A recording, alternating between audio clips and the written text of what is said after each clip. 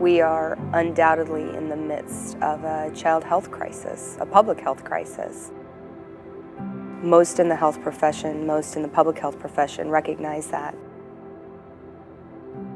How we deal with that, though, is complex. It's hard, it's difficult. I always like to say it requires all hands on deck approach to this.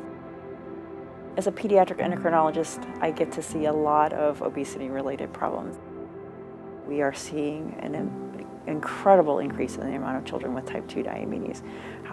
And that really reflects the change in the food environment and the change in the rate of obesity in our population. It affects multiple facets of the functioning of the body, and over time, uncontrolled diabetes is a devastating and debilitating disease. Ultimately, the health of this generation of children impacts everything. The consequences of this are so far-reaching. They reach at our national security. They reach into our economic future.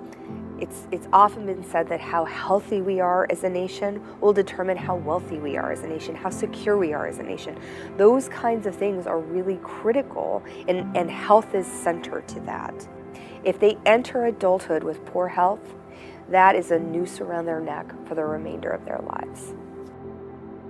We only have a set amount of resources, and suddenly those resources are being diverted to pay for the consequences of the obesity epidemic and the negative health implications, as opposed to things related to growing our community and growing our economy.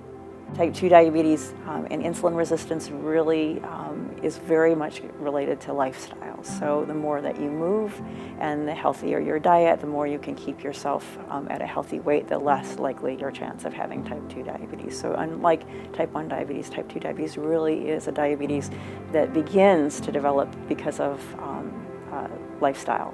When you get down to nuts and bolts, I think that we all can agree that our children are living and learning in a toxic food environment. That's first and foremost. And in addition to that, as a society, we've reached a place where we are underactive, where our children are underactive and or inactive. And we need to begin addressing those two critical components. American Academy of Pediatrics and really every health institution in the world tells us that children need to get a minimum of 60 minutes of moderate to vigorous physical activity every single day. It's kind of a mouthful. MVPA is the shorthand, which I think is still a mouthful. So what we call it with our kids is heart-pounding fun. When you take a child or an adult who's been seated for an extended period of time and you get them up and you get them moving vigorously for even as little as 2 minutes, all of the blood flow to their brain redistributes. The capillaries at the distal aspects of their brain begin to open up. That is a brain that is in a ready state to learn. You know, the idea behind Move More is very instinctive to all of us as parents. We love the visual of our children playing. We've just lost sight a little bit of how simple it can be and how useful it really is and how necessary it is for their health, for their behavior, and for their academic success. We're just reconnecting children with what they do naturally and parents and teachers with what they know their children need to do.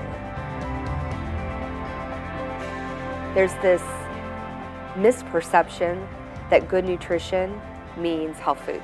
And that health food means tasteless nuts and twigs and berries and, you know, things that no normal human being really wants to consume day in and day out for the rest of their lives. And that's absolutely untrue.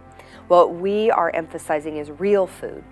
Real food meaning unprocessed, unrefined, as close to the source, whether it be plant or animal, as possible. There is no substitute for eating real calories. So one of the most important pieces of genHkids Eat Real at School programs is to make sure that what's on the plate appeals to the children and fills their belly with high quality nutrition. Listen, we do not want children leaving the breakfast or lunch table hungry. That doesn't make for a good learning environment. Children who are well nourished with high quality calories in the morning and then again at lunchtime are children who are going to perform better that day Academically, behaviorally, socially, the data is unequivocal. So what we wanted to make sure that we did was, rather than creating a whole lot of new foods that children wouldn't recognize or wouldn't understand, was just clean up the foods that we know that kids already like. We always knew that school gardens would be a great way to begin reconnecting children with the source of their food. This last year, in 2013, we received permission and use of a large 2-acre plot of land at 25th and Cook Street, and we named it Seeds of Possibility.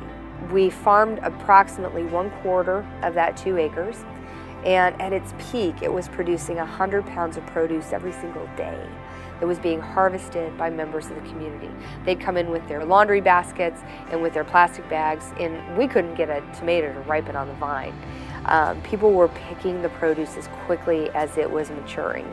At its core, Eat Real is meant to not only reconnect children and families with their food itself, but with each other too. The idea being that as we cook for ourselves, as we cook together as families, and then we sit down together to eat those meals, that we are reconnecting. We're reconnecting with real food, which nourishes our bodies, and we're reconnecting with each other, which nourishes our souls.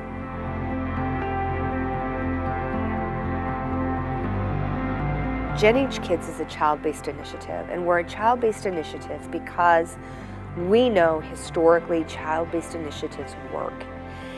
It would be almost impossible for any public health initiative, no matter how well conceived, no matter how well funded, to go in and impact every single family on the family level. It's too complex. We can, however, use our education system as a springboard for teaching this generation of children how to live for the rest of their lives. One of the reasons St. John's has chosen to partner with genH is because they're a community-based organization. Their leadership is engaging and effective, and they have the relationships within the community to quickly make some of the changes we need. Programs like genH, which are targeted in the community to try and change the environment in which our children are growing up, to provide a healthier food environment, to provide a healthier environment for activity and more opportunities to be physically active, have the potential to dramatically change the trajectory of that future. This has not been the work of one organization. This has been the work of a coalition of community-minded groups who all have the same goal, which is a generation of healthy kids.